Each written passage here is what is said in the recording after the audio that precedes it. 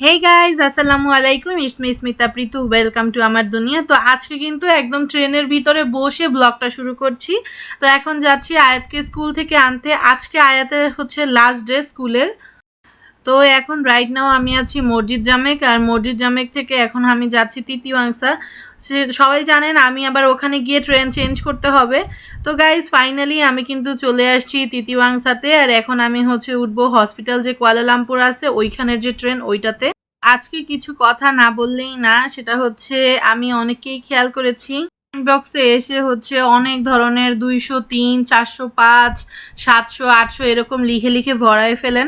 Please দয়া করে এই কাজটা কেউ করবেন না। আপনারা এসে সুন্দর একটা গঠনমূলক কমেন্ট করে গেলে অবশ্যই আমি বা অন্য যারা আছে সবার কমেন্টে একটা করে লাইক, রিপ্লাই কমেন্ট করে যাবেন। দেখবেন সবাই কিন্তু আপনাদের পেজ ভিজিট করে আসবে, সাপোর্ট করে আসবে। বাট সেজন্য যদি আপনারা এই যে কয় নাম্বার বন্ধু হলেন, কয়টা নাম্বার লাইক দিলেন, এগুলো করলে আসলে এটা খুবই উইয়ার্ড একটা জিনিস হয়ে যায়, কমেন্ট বক্সের পরিবেশ নষ্ট হয়। সো এই জন্য সবাই একটু আমরা এই জিনিসগুলো একটু মেনটেন করি।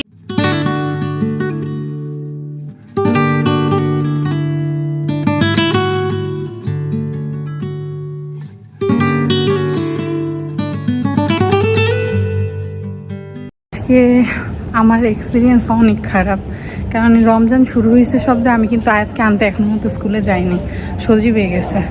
আর তার উপরে হচ্ছে পা এখনও পুরোপুরি রিকভার হয় নাই। দ্যাটস ওয়াই অনেক কষ্ট হইতেছে, টায়ার্ড ফিল হইতেছে, ঘুম পাইতেছে, টায়ার্ডনেসে আমার। চাল পারতে পারতে কিন্তু আমি বাইরে চলে আসছি। আর বাসা থেকে আসতে, ঠিক স্টেশন আসতে যতটুকু দূর, এখান থেকেও কিন্তু আয়াতের স্কুল অনেকটা দূর, হেঁটে হেঁটে যেতে হবে। আমি যখন প্রথম বাসা থেকে বাইরে বের হয়ে যখন হাঁটছি না, এত প্রচণ্ড পায়ে ব্যথা ছিল, বাট এখন একটু কমছে, এখন তেমন একটা কষ্ট হচ্ছে না।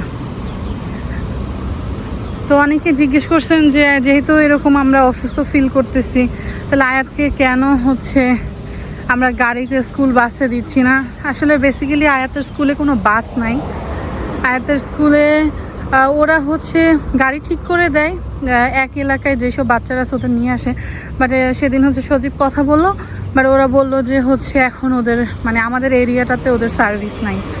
তো কি আর করার, কষ্ট করতেই হবে।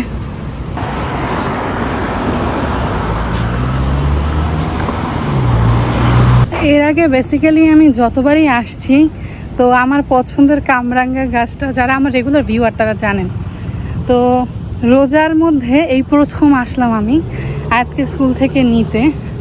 তো আমার পছন্দের গাছটাতে দেখেন, কামরাঙ্গা গাছটাতে কামরাঙ্গা হয়ে আছে, বাট দুর্ভাগ্যবশতভাবে আমি খেতে পারবো না, এটাই বাস্তব। তাই মনটাও খারাপ, আর আমার মন খারাপ, আমি কামরাঙ্গা খেতে পারবো না বিধায় কামরাঙ্গা গাছেরও মন খারাপ।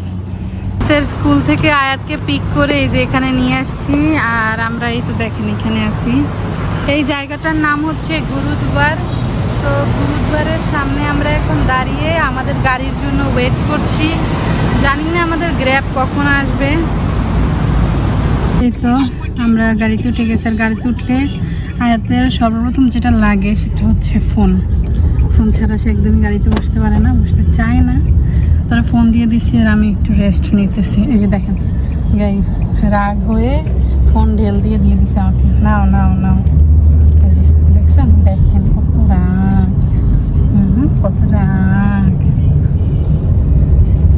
রাগি ফেসটা দেখেন, হাসো কেন, রাগ দেখাও, রাগ দেখাও। আয়াত ভাত মাখাতে পারে, বাট ওরা আমার হাতের মাখাটা খুব পছন্দ করে। আমার আজকে এত বেশি শরীর খারাপ লাগছিল, আমি কাউকে বুঝাতে পারবো না। রান্না করা গরুর মাংসটাকে একটু গরম করে নিতেছি। আজকে বাইরে যে রোদ পড়েছে, আমি বাইরে বসে ভাবছিলাম যে মনে হয় মাংসটা নষ্টই হয়ে যাবে। তাই আলহামদুলিল্লাহ এসে দেখি যে না, কোনো সমস্যা হয়নি। রাস্তায় মনে হচ্ছিল মাথা ঘুরে পড়ে যাবে, এরকম কষ্ট হচ্ছিল আজকে আমার।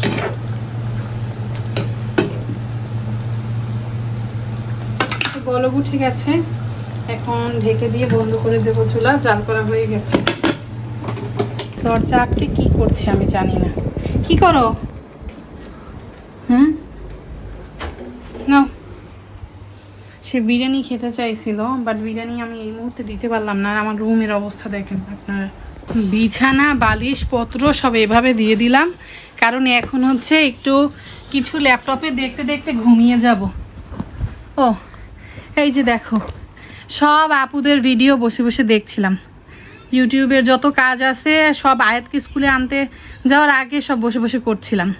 আর আজকে আমার প্রায় 2-3 দিন পরে একটা নতুন ভিডিও আপলোড হবে, সবাই দেখে নিও। হ্যাঁ, তো সবাই ভালো থেকো, আল্লাহ হাফেজ।